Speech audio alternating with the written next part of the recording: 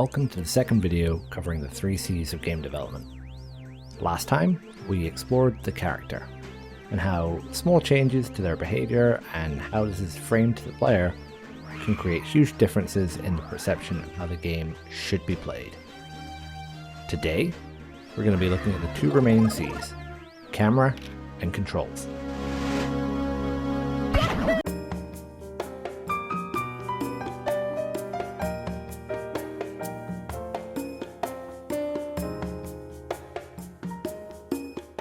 The camera is our view into the game world.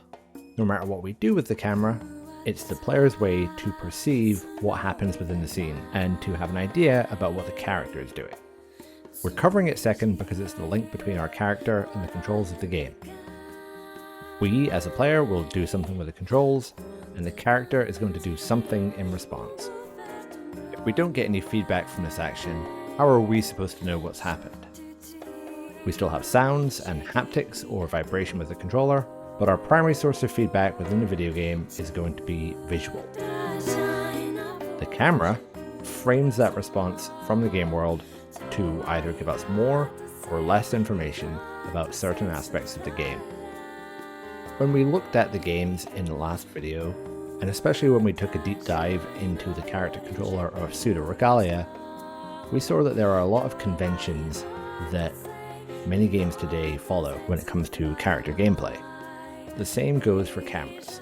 If we don't follow these conventions, or at least have a good reason to subvert them, it's going to make our game feel amateur or unnatural.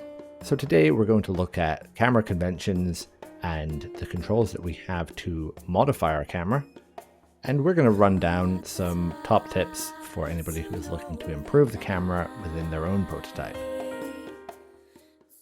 First, let's address the most basic question on this topic. What's a camera for in a video game? Well, obviously, it's to show us something that is happening within the game. But the way that the camera is used to do this is going to tell the player a lot about what the game is and what the player should be thinking when they're playing the game. This goes right back to the character in that the way that the gameplay tells us about certain aspects of the game, and the way that the character behaves is going to tell us about certain aspects of the game. The camera is also going to tell us about how we should be approaching our next steps within the game. We use a camera for 2 key things within a game. Either to facilitate the rest of the gameplay, or to try and evoke some sort of feeling from the player as they progress. Let's start with the gameplay side of things. And I'm going to have some visual cues here to try and help illustrate how the camera behaves in relation to the rest of the game. Primarily, the camera in our game has to be functional. A camera that just follows the player around and shows us what's happening at all times is good enough to get started. It has to try and frame the action as best as it possibly can. And if it fails to do this, then it's not really working as a camera, no matter what else it tries to do. As a player, when we're trying to weigh up what our options and resources are and how we should spend them, we want to get as much information from the game as possible, and the camera is going to help facilitate that. If we don't have information from the camera, it's going to be very difficult to make these decisions, and we're probably not going to be enjoying the game that much. Once we have the functionality in place, we can move on to the second aspect of our camera, and that is aesthetics. How are we going to use the framing of the scene and all the other various cinematic techniques to better draw emotions out of the people playing our game? The focal point of the game also tells us something. If we're in first person, then we are that character, or we should feel like we are. If it's instead following a character from a third person perspective, that can be used for the same thing.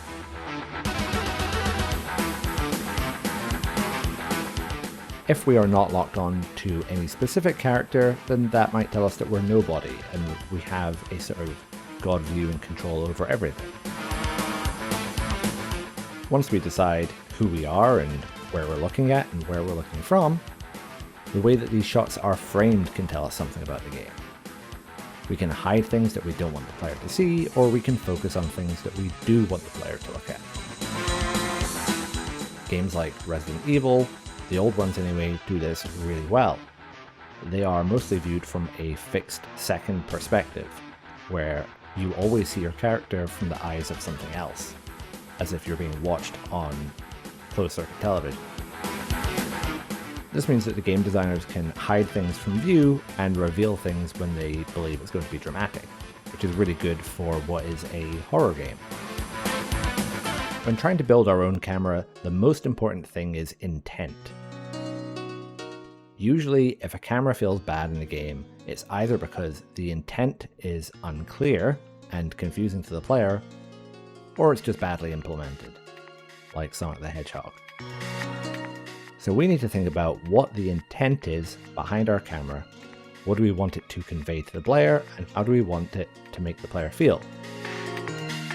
You'll be noticing a lot of similarities here to our character talk, where the character behavior is based upon what we want the player to know and how we want the player to feel. And we'll see this again when we start talking about controls. So let's start to break down building a camera. We are primarily focusing on third-person camera controllers here, but some of these concepts will also translate to first-person characters as well. That would just sort of require its own video. We have three main things that we can control when we're trying to build a camera. In practice, it ends up a lot more complex than this. For starters, we can just focus on these three things until we get something that feels about right. First is what direction is the camera facing. Now, the player probably has some sort of control over this, but this doesn't mean that the camera should be pointed directly at the character's back. We want to be framing it so that no matter where the player is trying to look, they're not looking directly at the character's back. This usually involves moving the camera to the side or pointing it in a slightly different direction. This framing means that our character is always on screen, but the player is able to look ahead at what's next. Next is an anchor point. This is sort of what the camera is tied to in the real world. Now, traditionally, this is the character, or at least very closely related to it. You can see here we've highlighted a green line, which represents the axis that our camera is rotating around. So as our character would move through the game, this green line, this axis point, would follow them around the world, and we would rotate, trying to keep our focal point exactly how we want it. In many games, there is damping applied to this, so as the character moves, this axis of rotation will lag behind the character a little bit, and it gives the camera a little bit more weight. Finally, we have a field of view. This one is much more like traditional cameras, where we can expand or contract the field of view to zoom in and zoom out. As designers, this lets us control the framing of the scene and control how much the player can actually see in any given shot. The field of view also changes how we perceive speed within our game world. A narrow field of view makes everything feel much slower than it actually is. You can see in this video here that as the field of view narrows and zooms in, it looks like the train is going slower than it actually is. If we go back to the start of the video and look at that wider field of view, you'll see it's much, much faster. Games employ this trick all the time to try and give a perception of speed when a character is moving. You'll notice it in lots of games. When you sprint, the field of view will be widened and it'll look like you're moving a bit faster. Infamously, the original Mass Effect, when you pressed the sprint button, you didn't actually move any faster in the game's code, it just changed the field of view to make it feel like you were going faster.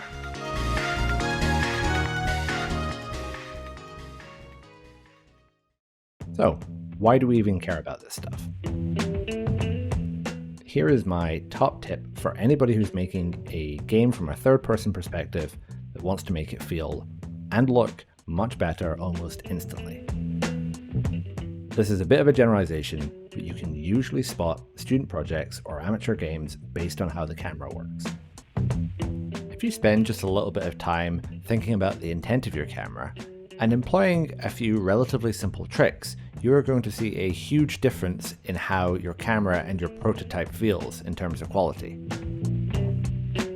You'll often see that the first camera that people make when they're developing video games will focus directly on the character's back and it will rotate around them at all times. You'll rarely see this in video games because we want to be framing something else, even though we probably do want to rotate around the character. So I'm going to go over some really quick top tips about how you can quickly improve your camera and make it feel much more professional. First of all, work out what is important for the player to see and focus on that. This is very rarely the center of the character transform, as many default cameras end up. Consider what information the player needs to know and let them see it. You can see here that the lock-on in Devil May Cry tries to center between the character and the enemy unless it's a straight line between them through the camera. I would say Metal Gear Rising has a central focus on the character due to the combat, but it doesn't focus directly on Raiden. It tries to frame him in a way that looks nice, is quite cinematic, and we can see ahead. Next, make sure the camera is following something the player has control over. So this is something we probably do want to link directly to the character. We can use damping to give it a little bit more heft and make it not feel like it's directly attached to the camera. Some games will try to employ a sort of virtual cameraman, where rather than following the character directly, it almost tries to simulate the camera like a cameraman following around the action and performing what we want it to. This can make it feel a little bit more natural, but it can also make it difficult to give the player the type of direct control they might want to have. Play about with the viewpoint. As you're building your camera, try different values. Move the camera further out, try moving it really close, try speeding up or slowing down the sensitivity, lock off certain angles, or even try changing the way your camera behaves entirely. Number 4. If you, as the game, need to move the camera for the player, do it slowly and try to do it at predictable times. This will depend on why you're needing to move the camera for the player. If it's to activate a cutscene, then sure, you can take total control. But if the player is maintaining control of the character as you move the camera, you either want to make this overrideable or do it slowly, or do it at times when other things are happening. So for example, Mario and a lot of platformers do this. When you turn Mario around, the camera is going to swap sides and look ahead on whichever way Mario is facing now. So this is predictable. You performed an action in turning around, and the character is going to take a little bit of control and move away from you. That's very nice. The camera might move forward to look ahead a little bit more or zoom out as you move faster. Again, nice and predictable. We are moving in a certain way and the camera is forming behavior to support that. It's not like it's moving wildly or zooming in and out really rapidly. Try to account for what the player cannot see. If you get hit by something you can't see in a game, that tends to feel bad. And we want to avoid bad game feel. Sometimes the player deserves it, and that's okay, but you need to make clear that that is what type of game it is that they're playing. This is why getting the focal point and the viewpoint correct is so important. Because if it doesn't feel right and we get hit from our screen, the player is going to start blaming the camera system. But if we give them adequate control and adequate framing, then it starts to feel like their fault when they get hit from our screen. If you can't perfectly frame the camera, which it's never going to be perfect at all times, then think about making adjustments for things that aren't on screen. Many games, many action games especially, will make enemies less likely to attack the player if they are not on screen. So this kind of creates an extra minigame where if the player works this out, there's a new layer to the combat, which is about controlling the camera and ensuring that anything you're not dealing with right now is off screen so it's less likely to attack you. We could talk for ages about all the different types of cameras in video games and look at cool examples, like the way that Nier Automata changes perspective to try to elicit different feelings and show off different types of games. But this video is already getting lengthy and we've not even moved on to the final C yet. So the takeaway is this: don't let your camera just be automatic. Have intent behind the camera's behavior and how the player is going to interact with it, and how the camera is going to interact with the player and the world. In summary, don't let your game have a default camera.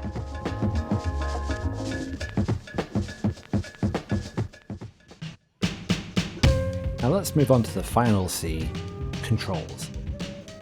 Controls represent the way that the player interacts with your game. They are the interface through which the player accesses the game world, controls the character, and controls the camera. Think back to the Week 2 lecture on mechanics and how we talked about Street Fighter 2, and how we could have near identical moves with the Hadouken and Sonic Boom mapped to slightly different input combinations, and we get totally different results on the gameplay side. This shows that just by making minor tweaks to our input system, we can really change the way that the game feels to a player. Even if we use different input systems entirely, we can create brand new experiences. Would Rock Band be anywhere near as popular if everybody played the game on regular controllers?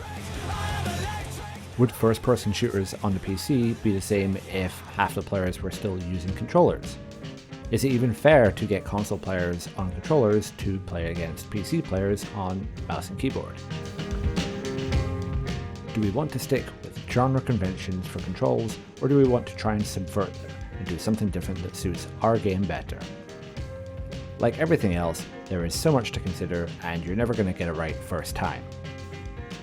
But by looking at other games for inspiration and trying to do something new with that, we can build better experiences and new experiences. Let's look at an example with first-person shooters. In many PS2 era games, when first-person shooters were just sort of becoming a thing on console, the convention was to use the R1 or right bumper button to shoot. But across on the Xbox, and then when we got to the next generation of consoles, and everything afterwards, games used the triggers to shoot instead. So the designers were creating a physical language within the actions of the game. By putting the fire action on the most trigger-like input on our controller, we've created a physical link between the player and the game. So this is an established convention within games now, and if you were to do something different for no reason, players might not understand what's going on and get frustrated with it. Let's go back to our 3 favorite games in the world and look at how they work with their controls. In Dark Souls, there are a few actions that you might need access to at any given time, and you have to be ready for them. Attack, block, defend, parry, dodge roll, or just trying to open the menu and change your equipment in the middle of a fight. Kingdom Hearts has many actions. Many more actions if you include all of the different spells, summons, and Keyblade form changes that we can use. But most of these actions are used pretty rarely. You're usually just hitting stuff with a key. Metal Gear Rising is totally stripped down. It has very few actions, and most of these actions happen in sequence. This creates a combat with a totally different sort of priority from Dark Souls. Dark Souls is pretty interesting in the way that it has designed its controls. Where many games at the time would use the face buttons for actions in combat, Dark Souls maps these actions to the trigger button and the shoulder button instead, with the bumper or R1 being a light attack and the trigger being a heavy attack. On the left hand side, we have shield and parry. So why do this? Why step away from genre conventions and potentially confuse players? Well, with Dark Souls, if we have the core actions on the shoulder buttons, it means that the user is able to keep their thumbs free at all times. We don't have to navigate to the face buttons to attack the opponent and then jump across to dodge roll or use an Estus Flask. When you're attacking and blocking in Dark Souls, you also want to be able to dodge, so we sort of have a few core actions that we need access to. Even with the current control mapping of Dark Souls, it ends up with players using the claw, which lets you control the camera, dodge, attack and defend all at the same time. If you want to dodge in Dark Souls, you tap the dodge button. If you hold the dodge button, you'll run instead. If you are running and then you tap the dodge button, instead of running or dodging, you'll perform a jump, which doesn't have any invincibility frames, and you're going to get really frustrated at it. They changed this in the later games though. But let's imagine that this was intentional. It creates a decision process in the player. Running fast will provide potential dodging and movement, but it locks you out of your instant dodge. Not running gives you access to invincibility frames, but you're generally moving slower. Speaking about upsetting player conventions, Kingdom Hearts was intended by the designers to be a real-time JRPG. So they wanted to keep the classic conventions of the genre. Attack, magic, items, all of these being accessed through a menu, but make it happen in real time. So to try and meet this wish, Kingdom Hearts used the confirm button to attack, as if you were selecting that action in the menu. So in Japan, where the confirm button is circle, you press circle to attack and X to jump. But in the West, it was X to attack and circle to jump, with square being the defend button. So now you've got a really interesting control scheme that doesn't really match up with any other game. In most games, you press cross to jump, and square or triangles to attack, but here it's all flipped. In the original games, you could navigate the menu with your D-pad and use items on the fly. And this can get very hectic when you're in the middle of a boss fight and there's a specific spell or item you're trying to utilize. To make this a bit easier, Kingdom Hearts has a shortcut system where you can pre-assign actions by holding the L1 button and pressing one of the face buttons. Kingdom Hearts 2 expanded the available options by adding reaction commands, which allow you to do cool anime stuff at the press of a button. So this is just another thing that you need to be ready to react to when you're playing the games on a higher difficulty. But it does let you do some really cool stuff.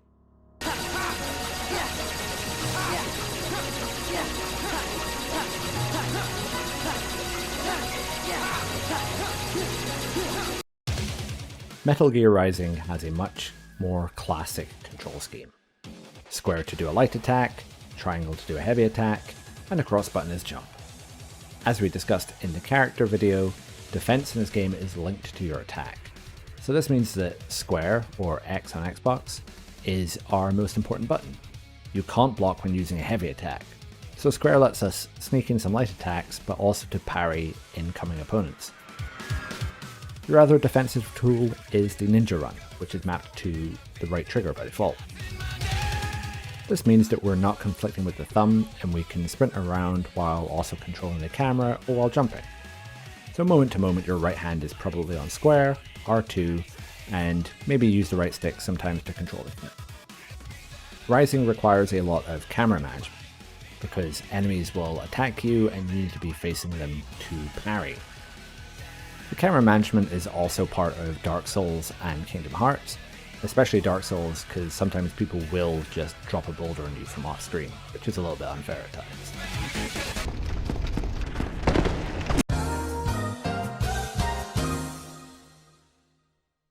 But this can get tricky in Metal Gear Rising when you have your thumb on the attack button and you also need to use the camera to look around. But you can't really get away with using the claw in this game. So it reinforces that one of the core pillars of combat in this game is camera management and positioning. Basically, don't get yourself into a position where enemies can attack you from off screen.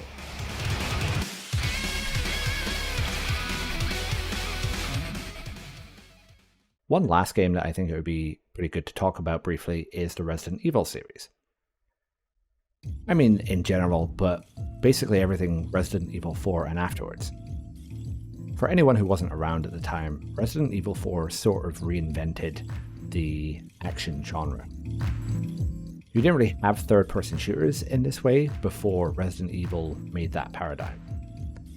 You had tank controls, but we had a new over-the-shoulder perspective. So with tank controls, you are kind of glued to the spot. You can turn around on the spot, or you can walk forward or backwards, or you can shoot. So in Resident Evil 4, this created really tense moments where you had to watch your positioning and weigh up the pros and cons of moving, attacking, dodging, and reloading. After Gears of War came out in 2006, and it showed that people could indeed turn, move, and shoot at the same time, people started to go back to Resident Evil 4 and say, well, this would be a better game if you could move and turn and shoot at the same time. And people still argue about this on the internet and have various opinions about whether the Resident Evil games that came afterwards should change and allow you to perform these actions all at once. And a remake is obviously its own thing, and they had to redesign big chunks of the game to accommodate for it. But I think when you look back at Resident Evil 4, it's important to remember that it is a survival horror game and it's trying to set a certain tone, and that by limiting your options, your movement, your viewpoint, and your ability to shoot, it's creating tension in every combat. If you could move and dodge and shoot and turn, the combat would be less exciting and probably need to be much more action-oriented to get the same level of challenge. So when you think about controls within your game, think about the camera and the character. All of these things need to have intent behind them. And I think that's the key takeaway from this video on the 3 Cs. That everything you're doing in your game and every part of it should have intent behind it. Why does your camera behave the way that it does, and what do you get to see? What do your button assignments do, and why are they on the buttons that they are? How does your character move, and why does it move that way? Are you going to try something totally new? Are you going to subvert genre expectations? How do you want the player to physically interact with your game, and how do you want them to feel? The controls especially are subtly important, and I think they're overlooked. But it is the first thing that the player is going to interact with in your game before they start getting the response back from the aesthetics. We're kind of getting into the player experience side now, and this is a different module. We're here for mechanics and gameplay. But they do go hand in hand, and it's impossible to talk about one without talking about the other. Think about what you want the player to feel. Start from there, and then make your decisions with intent.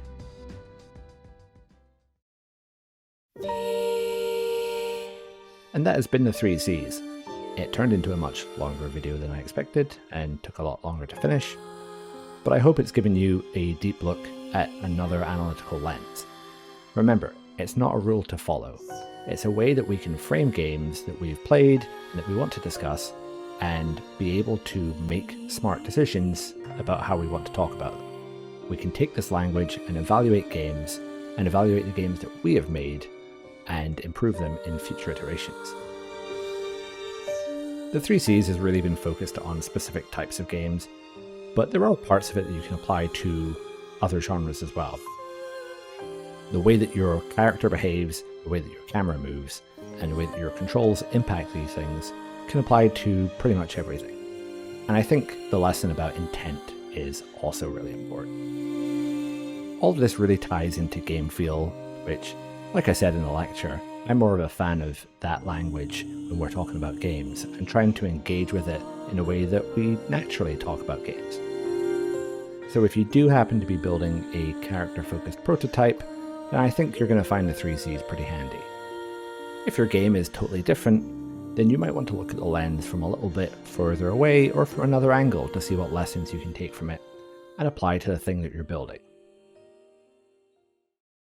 After all, even Tetris has a camera, even Tetris has characters, and Tetris obviously has controls. Thank you for watching these videos and coming on this game design journey with me. Good luck with your prototype, and I will see you next time.